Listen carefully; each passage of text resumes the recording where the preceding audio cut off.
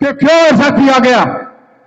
एक पार्लियामेंट जब नई बन गई, पुरानी पार्लियामेंट में स्टैच्यू लगी हुई है, तो फिर उनको वहां से विस्थापित करने का कोई औचित्य नहीं था। यदि आप सब लोग मिलकर के बाबा साहब के न्यायी होने के नाते, बाबा साहब के सिपाही होने के नाते, यदि समय रहते हुए आप सभी लोगों ने इस पर ध्यान नहीं दिया, इस पर एक क्रांति नहीं की, तो वो दिन दूर नहीं है। हो सकता है बाबा साहब की एक स्टेच्यू यहां से भी पिछले रास्ते से निकाल दी जाए। आज जो हम सब लोग यहां एकत्रित हुए, बाबा साहब की प्रतिमा पर हम माला अर्पण करके आए हैं सब लोग। आपने कुछ पहले में रम में काफी अंतर पाया होगा, वहां का बैठने का स्थान, और सबसे जो दुखी करता है हमारा मन, बाबा साहब की हाइट। पहले बाबा साहब की स्टेच्यू का जो हाइट थी वो एक विशाल लगती थी, उनकी हाइट को छोटा, प्लेटफॉर्म छोटा कर दिया गया, बैठने की जगह कम हो गई, स्थान पार्लियामेंट के बिल्कुल पीछे कोने में रख दिया गया। सभी महापुरुष आज पूरे भारतवर्ष में इस चीज की समाज में चर्चा है कि क्यों ऐसा किया गया। एक पार्लियामेंट जब नई बन गई, पुरानी पार्लियामेंट में स्टैच्यू लगी हुई है, तो फिर उनको वहां से विस्थापित करने का कोई औचित्य नहीं था। साथियों, इससे मानसिकता का पता चलता है। ये लोग की मानसिकता वही धीरे धीरे जो इस देश की आजादी से पहले व्यवस्था थी इस समाज की, देश की, धीरे धीरे उसी स्पीड को पकड़ा जा रहा है। मेरे एक साथी ने कहा बहुत अच्छी बात कि जिस समाज को खत्म करना होता है उसका इतिहास मिटा दिया जाता है। तो ये एक इतिहास को कम करने की बात शुरू हो चुकी। इसमें यदि आप सब लोग मिलकर के बाबा साहब के न्यायी होने के नाते, बाबा साहब के सिपाही होने के नाते, यदि समय रहते हुए आप सभी लोगों ने इस पर ध्यान नहीं दिया, इस पर एक क्रांति नहीं की, तो वो दिन दूर नहीं है। हो सकता है बाबा साहब की एक स्टेच्यू यहां से भी पिछले रास्ते से निकाल दी जाए। साथियों, आज अगर हम हैं इस स्थिति में, देश है, अभी नहीं, हम सब लोग, ये पूरा देश इस संविधान से संचालित होता है। बाबा साहब ने इतना बेहतरीन संविधान इस देश को दिया कि अमेरिका के बाद ये भारत में ही दूसरा लोकतंत्र, सबसे बड़ा लोकतंत्र है। आज इसको, लोकतंत्र को, इस लोकतंत्र पर, इस संविधान के तंत्र पर खतरा मंडरा रहा है। साथियों, ये देश एक ऐसा बगीचा रहा जहां सबको फलने फूलने का अधिकार था।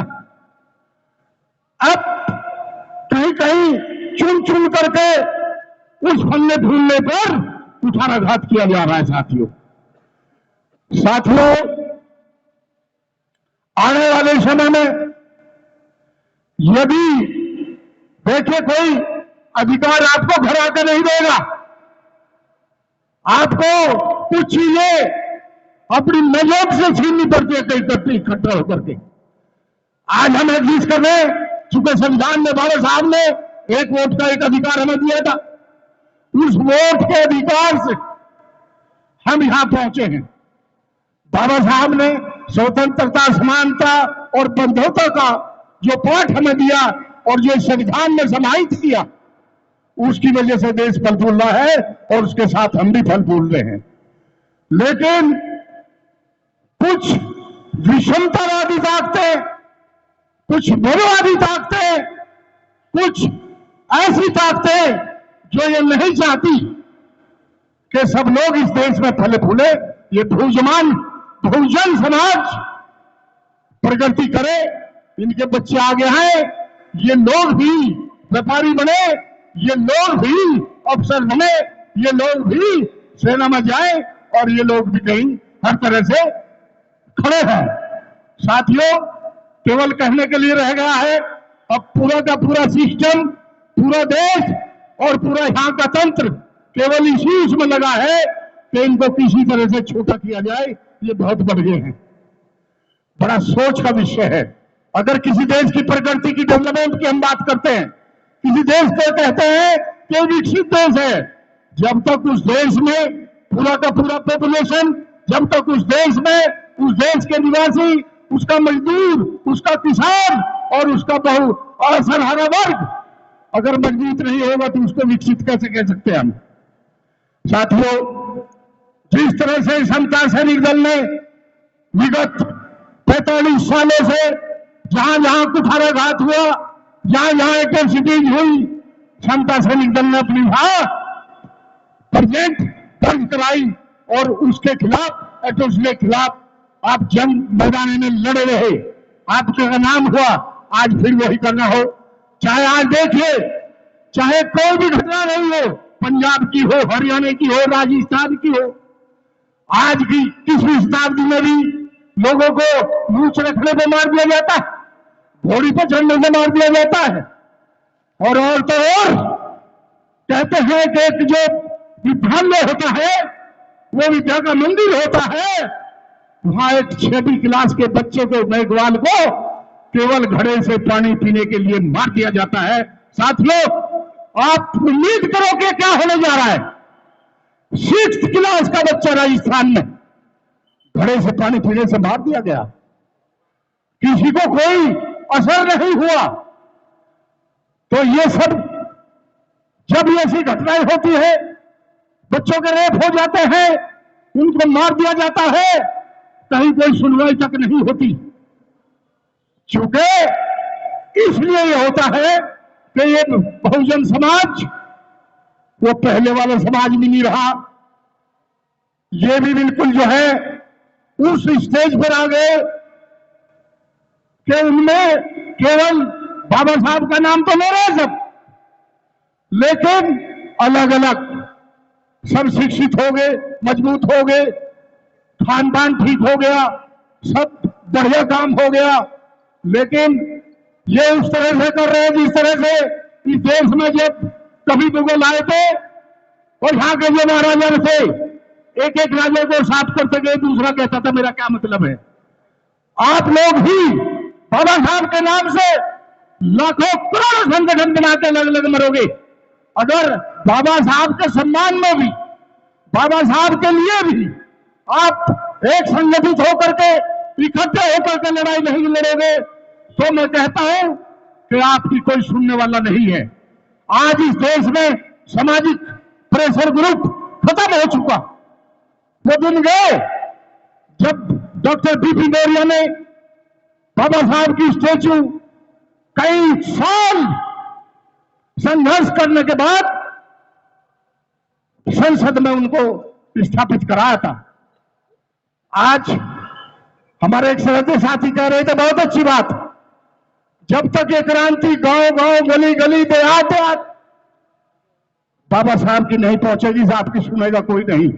और साथियों, मैं ये कहता हूं कि जितने आप लोग बैठे हैं, ये भी यदि आज संकल्पित हो, संकल्प ले प्रॉपर कि आज के बाद हम बाबा साहब की स्टैच्यू के लिए संघर्षरत रहेंगे, कार्यरत रहेंगे, लोगों को जन जागरण करेंगे, उनको उनकी प्रेरणा से, बाबा साहब की प्रेरणा से सारे लेकर के, और हम उनकी मूर्ति लगवाने का कार्य करेंगे।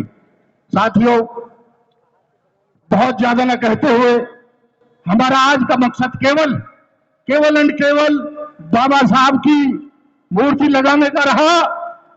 और ये संघर्ष जब तक जारी रहेगा, जब तक बाबा साहब की जो प्रतिमा है वो अपने स्थान पर जहां वो थी वहां नहीं लग जाती। मैं गुजारिश करूंगा आप सभी श्रद्धेय साथियों से जो हमारे बीच में 9 अगस्त में आए, पूरे लोग, पूरे संगठन, अरे बाबा साहब का मामला है, किसी व्यक्ति विशेष का नहीं है। आप कोई अगर किसी ने कोई बात है उसको छोड़ दीजिए। अगर बाबा साहब के आप सिपाही हैं, बाबा साहब को आप अनुयायी हैं, बाबा साहब को आप मानते हैं, तो आज से आपको कोई भी बुलाए और बाबा साहब की शान में, उनके सम्मान में आपको सबको इकट्ठा होना है साथियों। इन्हीं शब्दों के साथ मैं बहुत ज्यादा न कहते हुए आप सभी श्रद्धेय साथियों से बड़ी विनम्र आग्रह करता हूं कि आप बाबा साहब की प्रतिमा के लिए कटिबद्ध हो जाए, एक स्थान पर आ जाएं। एक बहुत बड़ा आपको संघर्ष करना पड़ेगा और संघर्ष हमेशा व्यक्तियों से होता है साथियों। जब समाज इकट्ठा होगा, मैं मानता हूं कि कोई ऐसी ताकत नहीं कि आपकी बात नहीं सुनी जाएगी, लेकिन शायद हम अभी वो संगठन दिखा पाने में नाकाम है और ये चीज जो है आपको साबित करने का हम संगठित हैं। इन शब्दों के साथ मैं एक बार भी, 2 बार भी, 3 बार भी आप सभी श्रद्धेय साथियों से निवेदन करूंगा, आग्रह करूंगा, अपील करूंगा कि इस बाबा साहब की प्रतिमा के लिए आप सभी लोग संगठित होकर के, इकट्ठे होकर के इस आवाज को पुरजोर से उठाएं। और मैं मानता हूं कि ये होगा जब आप ठान लेंगे, गवर्नमेंट करेगी और साबित होगा कि आप सब श्रद्धेय साथी फिर उसी तरह से बाबा साहब की सल्यूट, बाबा साहब की प्रतिमा को सल्यूट देने का काम करेंगे। तो साथियों, इन शब्दों के साथ मैं अपनी वाणी को विराम देता हूं। आप जितने भी श्रद्धेय साथी आए उन सब के लिए बहुत बहुत साधुवाद। और आप इसी तरह से इकट्ठा होकर के शांति से अपना वो करें। ये देश हमारा है, इस देश को लूटने हम नहीं देंगे। इस देश के बाबा साहब ने हमें बताया कि हमें जो हमारा जो आंदोलन है, आंदोलन भी बहुत ही शांतिपूर्ण ढंग से हम करेंगे और जब नहीं चलेगा, जब उसकी बात देखी जाएगी। सभी साथियों, इन्हीं शब्दों के साथ जय भीम, जय भीम, जय भारत, जय भारत। आज डॉक्टर बाबा साहब अम्बेडकर जी के परिनिर्वाण दिवस पर हम सब एकत्रित हुए और आज एक अलग माहौल दिख रहा है। ये परम पूज्य डॉक्टर बाबा साहब अम्बेडकर के स्टैचू के सम्मान के लिए आज इन्होंने, हमारे जोशी साहब हैं और केपी सिंह जी है और उमेश सिंह जी है, ये समता सैनिक दल की जितनी भी टीम है, ये सारे इस लिए यहाँ इकट्ठा हुई और जो भी बाबा साहब के अनुयायी है, क्योंकि हमारी जो मूर्ति जो खाता ना वही मूर्ति लगेगी, वही खाता ना वही मूर्ति लगेगी, वही यही प्रण करके आप आए हैं। और ये सरकार जो है, ये सरकार के कान में जू नहीं रेंग रही। अभी जोशी साहब ने कहा है, यार जोशी साहब ने कहा कि हमें छोटा बनाने जाते हैं, शुरू से हमें छोटे मानते हैं, और इतनी बड़ी ऊंचाई थी बन गई तो उन्होंने वो प्री प्लानिंग से वो छोटा सा स्टेचू बना दिया है। फिर भी हम बाबा साहब के सम्मान में पार्लियामेंट में गए, क्योंकि सरकार जब तक आपकी नहीं बनेगी तब तक आपके हक और अधिकार नहीं ले सकते, ये जान लेना चाहिए। तो यही है, मुझे आशीर्वादन के लिए बोला है, मैं ज्यादा समय नहीं लूंगी। पर डॉक्टर बाबा साहब अम्बेडकर की जो बुद्ध प्रिय मौर्य जी ने जो कार्य करते वो प्रतिमा लगाई थी, बड़े सराहनीय कार्य था। और जो आज वहां 25 भिक्षु जाकर अपने श्रद्धांजलि केस में बाबा साहब ने दिया हुआ धम्म का पंचशील देकर एक कार्यों की जो श्रद्धांजलि चालू होती है, बहुत महत्व का भाग है, इसीलिए हमें जाना पड़ा। क्योंकि ये सरकार ये कभी भी ये प्रोग्राम को फेल करना चाहते हैं और खत्म करना चाहती है। ये नहीं चाहते हैं कि इस जो पार्लियामेंट में ये बहुत लोग आए और बाबा साहब अम्बेडकर के अनुयायी की भीड़ बने। तो मैं इसी विषय में ज्यादा न कहते हुए बाबा साहब के परिनिर्वाण पर आप लोगों के लिए मंगल कामना, बाबा साहब के लिए कोटि कोटि श्रद्धा सुमन। और जो संघर्ष समिति है इनके लिए बहुत बहुत धन्यवाद। आपका कार्य आगे जाए, हम आपके साथ रहेंगे। हम पहले से भी रहते रहे, आज भी रहेंगे। चाहे कुछ भी हो, जेल भरने की बात हो, चाहे कुछ भी हो, तो भी हम पीछे नहीं हटेंगे। जय भीम, जय भारत, नमो बुद्धाय। अब जनता सैनिक दल के जवान मेरी आवाज सुन रहे हैं, अगर सड़क पर है तो भी और सामने तो भी सारे सामने आ जाए। अब भंते जी जो है अब आगे की सभी लोग खड़े होकर हाथ जोड़कर बाबा साहब आम्बेडकर के लिए हम मंगल कामना करेंगे कि सभी प्राणी मात्र सुखी रहे और सबका मंगल हो। मैं जैसी कहूंगी आप वैसे बोलना है। सब्बे सत्ता सुखी होन्तु, सब्बे होन्तु चखेमिनो, सब्बे भद्राणि पश्यन्तु मा कंचित् दुःखमागमा। सब्बे सत्ता सुखी होन्तु, सब्बे होन्तु चखेमिनो, सब्बे भद्राणि पश्यन्तु मा कंचित् दुःखमागमा। सब्बे सत्ता सुखी होन्तु, सब्बे होन्तु चखेमिनो, सब्बे भद्राणि पश्यन्तु मा कंचित् दुःखमागमा। साधु साधु साधु, सबका मंगल हो, जय मंगल हो, सुखी रहे।